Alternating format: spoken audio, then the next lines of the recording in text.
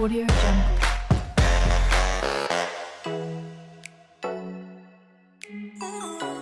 Your guts aren't gonna fall out. They sew you up really good. They burned me and gave me like sterile strips. Hey guys, Sasha here. Welcome back to the channel. It has been a long time, and if you are new here, then hello. My name is Sasha. I'm a former promo model and background actor, and now I'm doing real mommy content now, thanks to my second edition, which is right here. I also do lifestyle and beauty content, so if you're not subscribed yet, go ahead and hit that subscribe button, please. It'll definitely help me out. And now that we are back to a kind of normal schedule, I'll be getting videos out. I have her out now, so it just makes things way easier. And let's get into the video. This is my newest addition. This is SashaJay, and I had her January 20th 2021 at I think she was born at 8:17 in the morning. I had a scheduled C-section. I had her during the pandemic of the coronavirus that is going on right now. And if you are pregnant right now and if you are giving birth anytime soon, I'm gonna kind of tell you what it's like about having a baby during the pandemic in the hospital and what they did for me. And I don't know if this is going to be different. Obviously, I live in California, so this is what they did in the particular hospital that I gave birth in. So let's just get into it. So like I said, she was born January 20th. I had a scheduled C-section. My first son was transverse breech. So because of my particular petite size and my fiance's ginormous size, I have to have C-sections now with every child. When you arrive at the hospital, for myself, it was a scheduled C-section, so I had to arrive 2 hours prior than the surgery. My surgery was scheduled at 7:30 in the morning, so we had to be at the hospital at 5:30 in the morning. I did not get a prior COVID test, so they did one at the hospital, and I went to get one by myself. If you've seen my earlier videos, I've done the Rite Aid through the drive-thru and COVID test myself, but having the nurses do it is such a whole different ball game. Like, I stopped like mid-nose of when I did it myself. The nurses, I kid you not, go all the way to the back. I felt them in my brain, like really deep in my brain. It didn't hurt, it was just very, very uncomfortable. And I kept my eyes open the whole time, and I was breathing through my mouth. So if I can give any mamas advice out there, when you do go get the COVID test from the nurse, just try to keep your eyes open. You can keep your eyes closed. Mine did water, but I was breathing slowly through my mouth, and I think breathing through my mouth helped it a lot more than obviously breathing through my nose when I have that thing jammed in there. I was more scared of the COVID test, I think, than the actual surgery itself. And I don't know why I was just so concerned about the COVID test. But my moms out there, don't worry about it. Don't stress any more on it than you're already stressing already, because bringing a life into this world, whether vaginally or, you know, during the C-section, is, you know, it's scary. And a C-section is a major abdominal surgery, so, you know, already you going in already stressed doesn't help the situation. So if you're scared about the COVID test like I was, just don't worry about it. You're gonna get through it, and it's not even that long of a test that they do, so try not to worry about it if you can. The husbands don't get tested. I think it's because they know that they've been with you this whole time. So obviously if you're positive, then they're positive. If you're negative, then they're negative. So Walter didn't get tested. He went in thinking he was gonna get tested, but he didn't get tested. They didn't test him. I came out negative, so they didn't even bother with him. You go in, they prep you for the surgery. I had to get 2 IV bags of fluid, and that is it's cold when it goes in your body and you shake. I had the shakes really, really bad this time around, and I just couldn't stop them. I was just trying to breathe. I was trying to do relaxing techniques.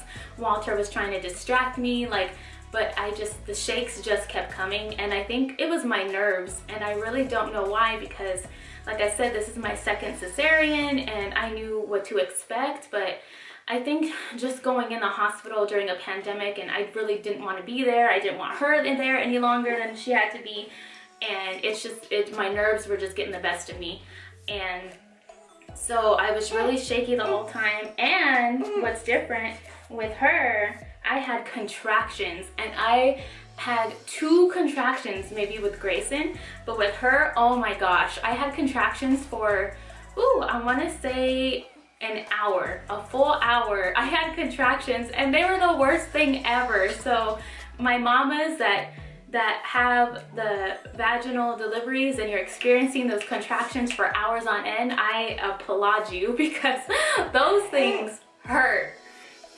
And they hurt really bad. And I've never experienced contractions that bad and that frequent, and they were coming like, I want to say every 15 minutes, and we were just waiting for the doctor to arrive, and it was bad, man. That really hurt. And so anyway, when the time came around, it was like about 7:40, I want to say, they finally wheeled me to the operating room. They gave me the epidural. I'm pretty sure that's what it's called. It's not the one that they leave in there, it's just the shot that they give in your back. I'm pretty sure the nurse called it the epidural. So I got the epidural. This time around, like I said, it wasn't that great. The first anesthesiologist I had with my son was phenomenal. I didn't feel anything. You just feel the pinch of the needle, and like, he was just so good. Like, I didn't feel anything. But the girl that did it this time, man, like I said, I was shaking already from my nerves, and then they have you like hunch over the pillow just like on TV, and I don't know what it was. I don't know if she made me more nervous or what, but I felt a long pinch, and the burn, the burn of a medicine going in your back it feels like your whole body is on fire. And it doesn't last long, and then you can't move. Like, your life depends on you not moving. Like, you cannot move. So you're not moving, and you feel this burn like overtake your whole body. But you just got to remember, you need the burn, because you're not going to feel the surgery. That's what numbs you from, it's supposed to numb you from like under your boobs all the way down. And yeah, so that was already rough. So then they lay you on the table, and they do all their prep work, and I've never seen a cesarean done because I know it's gonna freak me out. But from what I know they put that orange paste or orange stuff, I think it's called iodine, on you, and then they prep you, and then they give you more IV bags. They tie you on the table, so I don't know if you know that, but just go in knowing you're gonna get tied on the table. Just for your own protection and for the doctor's protection, everybody's protection. So you're tied on the table, you have all these IVs on tubes like all around you, and just to monitor the baby. And then the doctor comes in. This time I had 2 doctors. I believe one was training, or one was just there for funsies. I don't even know. But my original doctor was there, and then he was accompanied with another doctor. And they were, started the surgery. They cut you open, and they put this, I'm just gonna be very blunt about this. They put like this big metal, I think it's like, I don't know the terms. I just know it's a big metal square, and it opens your whole cavity. The doctor can get the baby out. Once they have you open on the table, then they allow your partner to come in. So then they called Walter. In, and the whole time I'm feeling a lot of pressure in my chest, and I don't know, like at that time I didn't know what it was, but it was making me more anxious, and it was giving me anxiety. And I was like, I've never felt this with my son. Like, why do I feel like I can't breathe? I already have asthma, so I already know that feeling is horrible. So I'm just like, why can't I breathe? And I feel like somebody was sitting on half the bottom of my lungs, and I'm like, this is weird. So I guess my heart rate started going up, and then the anesthesiologist asked me if I'm feeling okay, and I told her, no, I feel like I can't breathe. And I figured out she gave me too much anesthesia, and I just make sure your height and weight is correct when you go, because she kept saying the wrong height. She kept saying I was 5'6", and I kept telling her, no, I'm 5'3". So like I had to keep telling her like I'm 5'3", I'm 5'3", because that matters about the dosage that they give you. So the doctor noticed and he's like, no, we need to bring her heart and her head up and lower me the bottom half, so that way, you know, the numbing of the anesthesia can go back down towards my legs instead of up on my upper torso. So they did that on the table before they let Walter in. That was starting to freak me out a little more, because now I'm like, oh gosh, she gave me more anesthesia, like what's going on? Then, you know, obviously you're gonna get nervous. So my heart rate went up again, and they're like, you need to calm down. And I'm like thinking in my head, like, girl, you gave me too much anesthesia. How the hell am I supposed to calm down? And then as it is, I can't breathe. So it was just, it was horrible. Then they let Walter in, and Walter knew that I was already out of it. Like this pregnancy, this delivery was nothing like Grayson. And he knew I wasn't like really there, and I was telling him like, you know, I can't breathe. I feel like I can't breathe. So then like he was talking to the anesthesiologist and making sure I was okay. And then I hear the doctor say, they got the baby out fine. She started crying right away, which made me feel at least a little sigh of relief, because I'm like, okay, good. As long as she's healthy, then, you know, my heart's happy, she's happy, you know, that's all I care about. So they showed me her real quick, but then they took her away real quick and took her to the warming table that they have in there. And then Walter, of course, went over there to take pictures and cut the umbilical cord. But then I started feeling woozy, and I'm like, dude, what is going on? And then I hear the doctor say she's losing too much blood. And then I was like, oh my God. And then I already had a fear of dying giving birth. I don't know why that is. That's just my fear, and I've had that for a long time, which is why I waited so long to have kids in the first place. So like that was the first thought that came to my head, like, oh my gosh, I'm gonna die on this table. I am up, I am coherent, I am hearing everything that's going on, and to hear the doctor say that I'm losing too much blood, like that's not something you want to hear while you're open on the table in the operating room. So the anesthesiologist got up right away, and she's like, what do you want me to do? And then he's like, give her a shot. So then they gave me a shot in my shoulder, which I still have a bruise till this day. And I guess what that shot does is it's supposed to stop the bleeding. So I guess it worked, because like maybe I was in there for like maybe another extra 20 minutes while they were working on me. I guess they were trying to stop the bleeding still.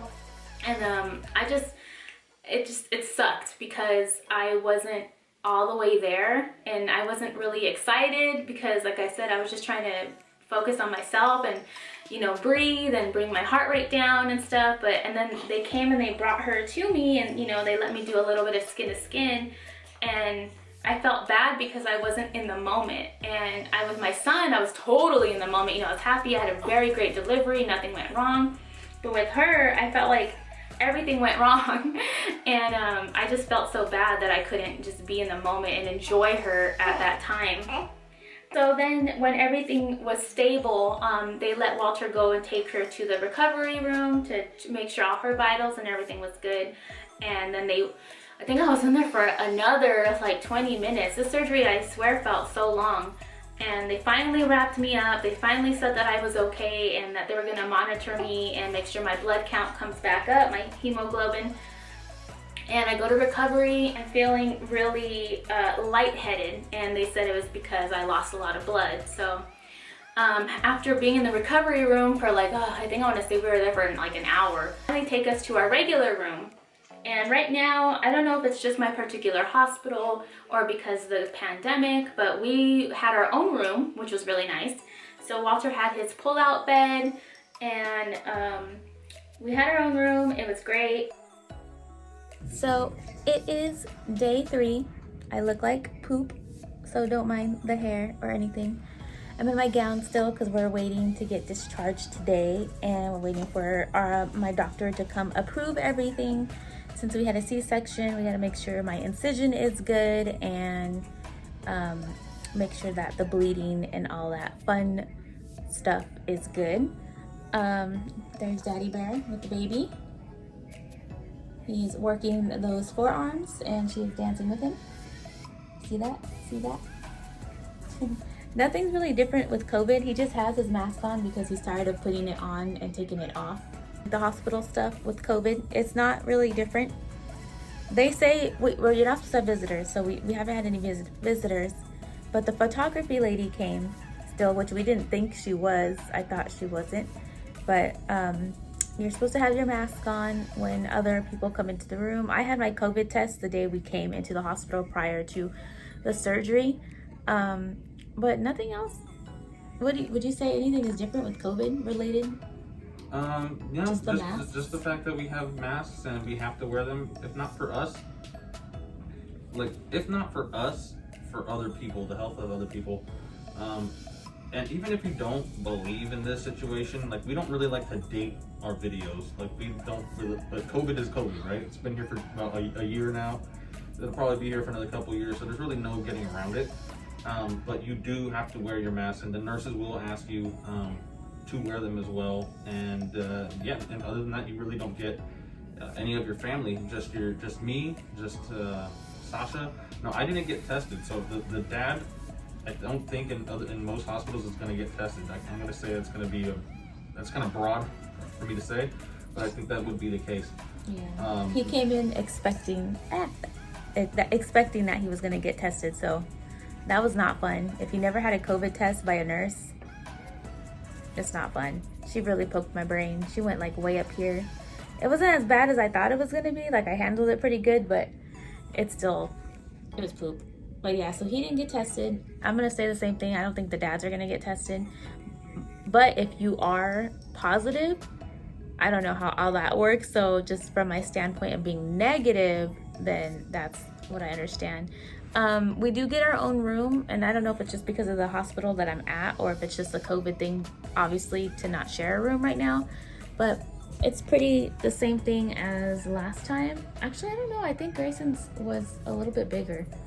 But of course, we have her bassinet, we have the bed, and then over there's the nurse's thing, and then we have the TV, and we have the restroom, which is a decent sized restroom, and that was Walter's bed for the 2.5 days. And it does pull out, just so you guys know, and it pulls all the way out. So Walter's a pretty tall guy, so he was able to like fully lay on it. Was it comfortable or was it poopy? This bed was, or this futon was way more comfortable than when we had Grace in our last time here. But then they've just remodeled everything. During the time we came last time, they were remodeling. Yeah. So this one is during the finished product. So we're in the new, like the new ward. The new flex. And to walk and move and use the potty by myself, which I did, and all that other fun stuff that you got to do before they let you leave. They just kept monitoring me, and they couldn't release me obviously until my blood was back to normal and everything else that they require you. So if you're a first-time mom and this is your first time having a cesarean, they do not allow you to leave until you can pass gas, and until you can get up and start walking on your own, and until your baby passes gas and I think has their first pee. So I had her at, like I said, 8:17 in the morning. So the next day, they took out the catheter, and I'm gonna tell you guys, when they take out the catheter, just take deep breaths, and it's just count to three times, and take deep breaths, because that catheter is super long. It's slightly painful coming out, so just know it's gonna be over, but it does hurt when the catheter does come out. So they take that out on the second day. As soon as you're allowed to walk and you're feeling up to it, like, don't pressure yourself, but as soon as you can get out of that bed, get out of that bed, because you don't want to be stuck like hunched over, and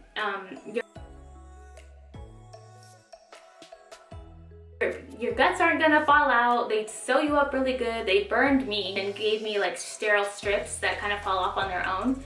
But your guts aren't gonna come out. I know it feels like it. Trust me, I know it feels like it. Go to get up and walk, and make sure that first time you go to the bathroom, have the nurse with you. That's what they're there for. They're there to help you. Don't be shy, don't be ashamed, don't feel none of that. They've seen it all.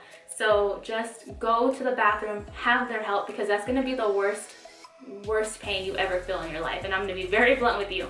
That was the worst feeling. So yeah, so I went to the bathroom, take your walks, take all your pain meds. take everything they gave you. I was allowed to eat, actually that night I was allowed to have the Jello. I was on the liquid diet until the next day. And then the next morning they brought me solids. So just, you know, go in with a positive mindset. Do research if you want to do research, but you know, you're going to take the COVID test, be prepared for that. You're going to have a catheter, be prepared for that. You know, and just try to breathe during the surgery. You don't feel nothing. All you feel is pressure. And it doesn't hurt. It doesn't hurt. All your pain comes the next day. And it just know every day gets a little easier. Filming this day, I am 2 weeks postpartum on the day. And every day gets easier. It hurts still, but just know you're not gonna be in this pain every day. It's gonna get easier, it's gonna pass, and just know, obviously you have your bundle here and they're healthy and happy, and that's all that matters. It was worth it. So just try to think of it in that way. But anyways, that was Sophia's birth story. I hope I kind of helped whoever is gonna go to the hospital in the pandemic. I'm gonna be doing a lot more very open and honest mommy content, so if you're into that, I don't really sugarcoat, because what's the point of sugarcoating? You know, I like honesty and stuff, and I'm very honest when it comes to anything like that. So please subscribe if you haven't already. I have a lot of videos coming up about what I actually used in my diaper bag and what you should pack for your hospital stay. Don't forget to subscribe and hit that like button. Follow me on Instagram at SashaJay. Thanks for watching. Peace. She says bye.